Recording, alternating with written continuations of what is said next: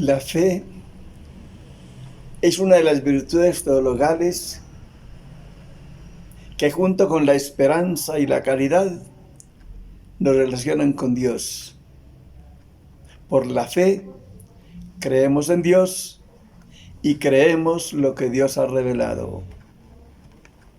Creemos en Dios mirando la creación, porque ciertamente al mirar la creación maravillosa donde vivimos, descubrimos a Dios.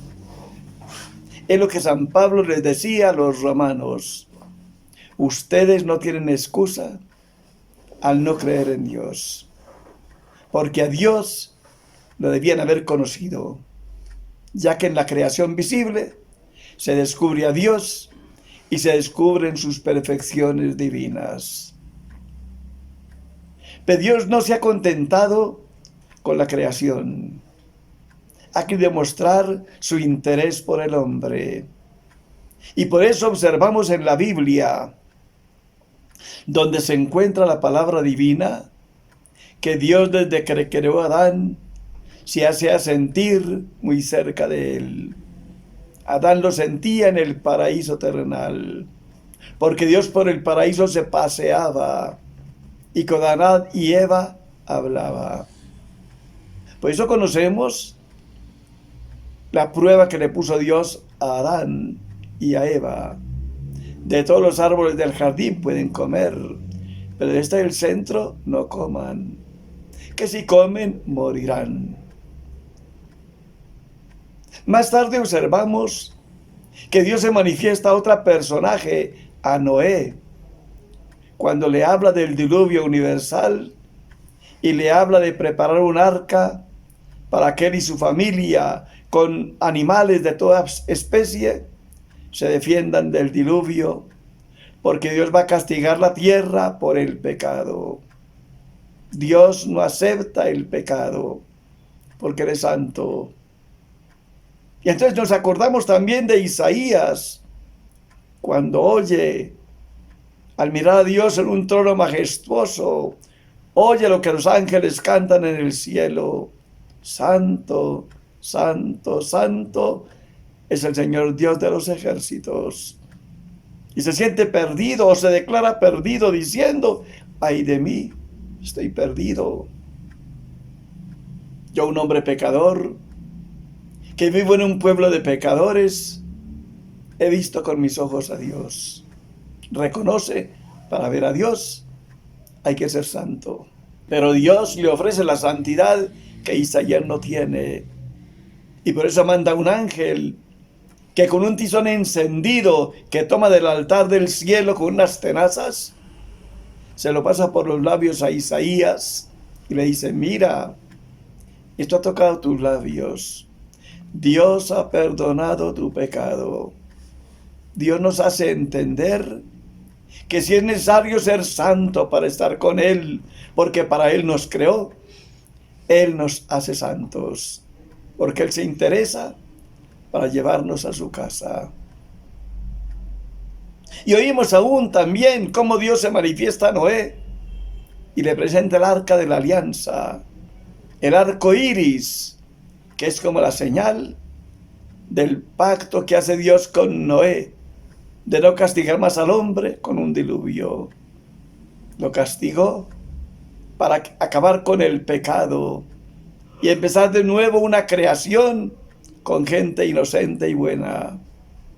Pero hace un pacto después del diluvio: me comprometo no volver a castigar al hombre con un nuevo diluvio.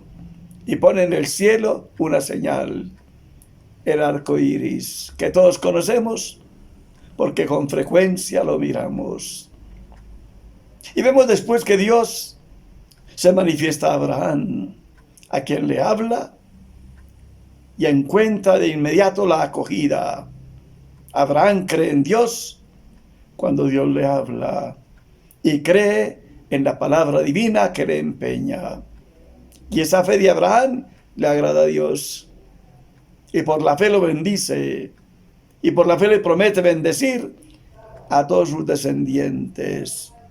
Todos los hombres del mundo deberán ser familia de Abraham por la fe. Porque Dios va pensando desde el comienzo en la universalidad del mensaje. Él va a hablar o está hablando y quiere que su mensaje se difunda por el mundo entero y que todos los hombres lo aceptemos por la fe. Por eso bendice a Abraham y le promete multiplicar su descendencia como las estrellas del cielo, como las arenas de las playas marinas. Y después Dios se manifiesta a Moisés cuando le entregan el Sinaí, por ejemplo, las tablas de la ley, y le pide: esta ley quiero yo que la observen los que son del pueblo judío. Quiero que la observen para conseguir el bienestar terreno y la trascendencia. Pero no les habla del cielo propiamente, sino más bien de la tierra prometida. Con esta ley lograrán la felicidad terrena y lograrán conseguir la tierra que les ha prometido. Ustedes serán mi pueblo y yo seré el Dios de ustedes si me obedecen. Observamos que aparecen los profetas y hablan en nombre de Dios y hacen conocer verdades que Dios va revelándole al hombre para hacerle conocer su pensamiento divino, su plan divino. Y observamos también que esos profetas van anunciando la venida de Jesucristo, mediante el cual se hará la plenitud de la revelación. A través de los profetas fue Dios hablando y preparando esa venida de Cristo. Fue enseñando verdades que el hombre debía conocer para poder conseguir la salvación. Pero la plenitud de la revelación la encontramos en Cristo, porque Él viene desde el cielo con ese encargo: ser el mensajero de Dios. Por eso lo dice muy claro: mi doctrina no es mía, es del Padre que me envió. Y si ustedes rechazan mi doctrina, no me ofenden a mí únicamente, infunden al Padre que me envió. Y por eso todos tenemos que aceptar el mensaje de Jesucristo. Y ese mensaje divino del Antiguo Testamento y del Nuevo Testamento, con las enseñanzas de Cristo, lo encontramos escrito en la Biblia. Por eso siempre que vamos a misa, se nos dice cuando se leen los pasajes diversos de ella: palabra de Dios, para que entendamos: esto dice Dios, esto nos enseña Dios. Y todos entonces hagamos la profesión de fe interiormente y digamos, como nos pide el Concilio Vaticano II: cuando oigan el mensaje, en silencio interiorícenlo y en silencio acéptenlo. Digan interiormente: creo, lo dice Dios. Y yo a Dios le creo porque lo conozco.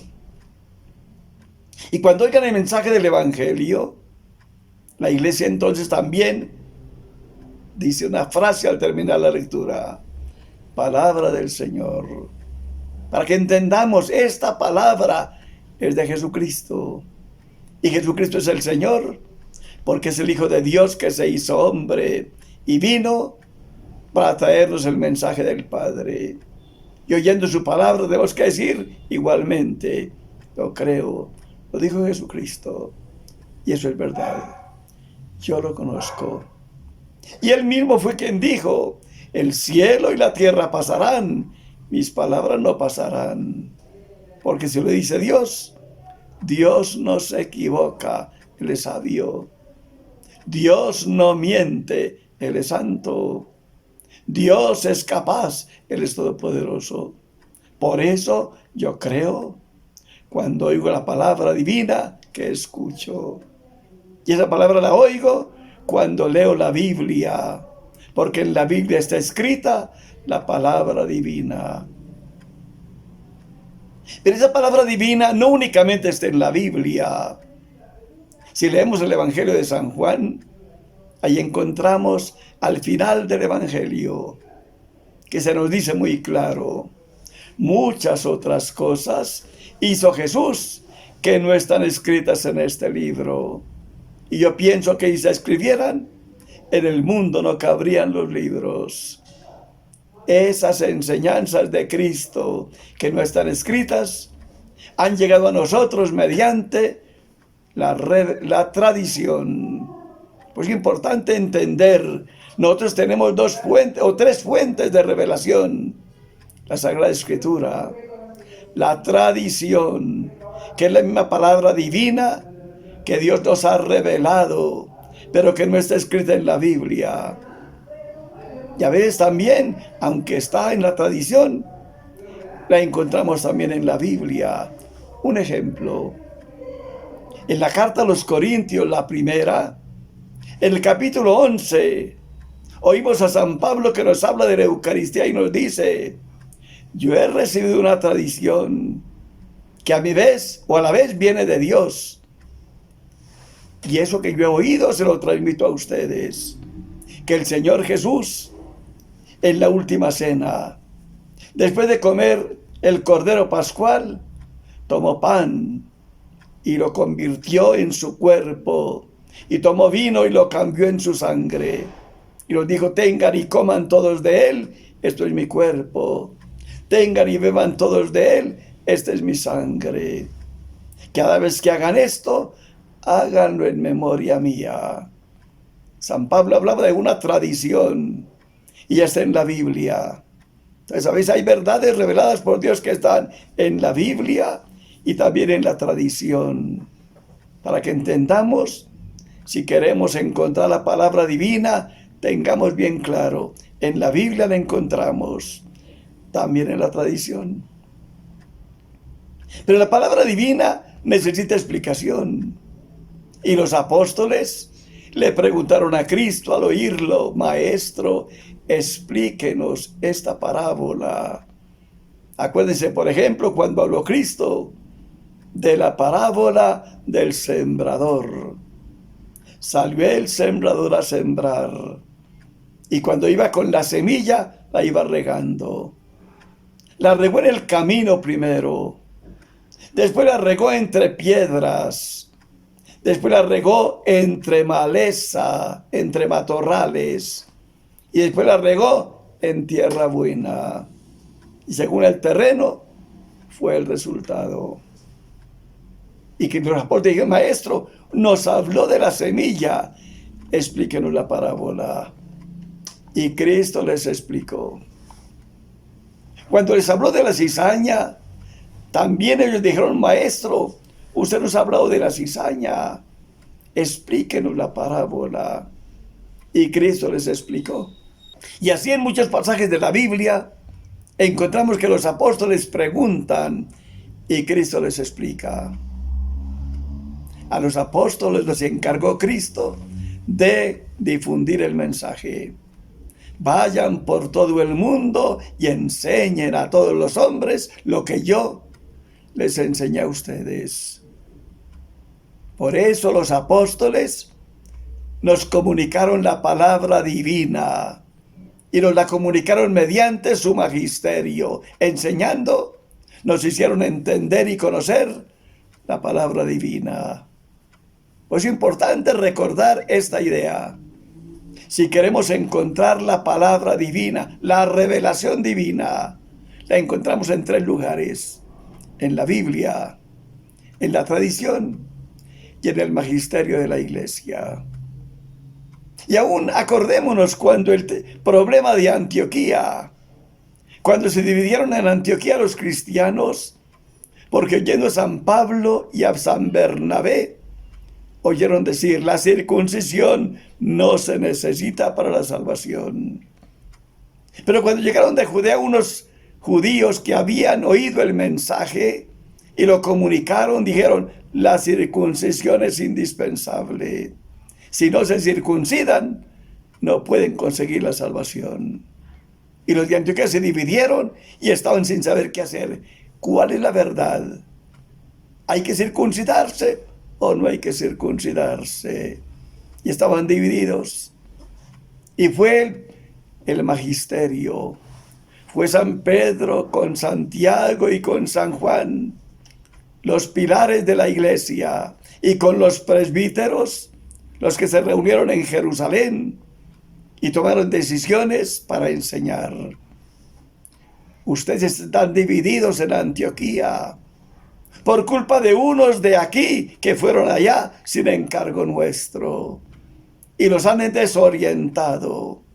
Pues tengan en cuenta, nos ha parecido al Espíritu Santo y a nosotros tomar esta decisión. La circuncisión no obliga. Y desde entonces se acabó el problema. En Antioquía quedaron tranquilos con la enseñanza de los apóstoles. Y en Jerusalén, que también estaban peleando porque unos fariseos que se habían convertido también estaban enseñando: si no se circuncidan, no se pueden salvar. También cuando oyeron a los apóstoles que hablaron, se tranquilizaron. Ni en Antioquía se discutió más, ni en Jerusalén tampoco. Entonces entendemos el magisterio. Los maestros enseñan con la autoridad del Espíritu Santo que los asiste y enseñan la verdad. Dios se ha manifestado a nosotros, pero hay que tener en cuenta estas tres fuentes: la Sagrada Escritura, la tradición y el magisterio de la Iglesia.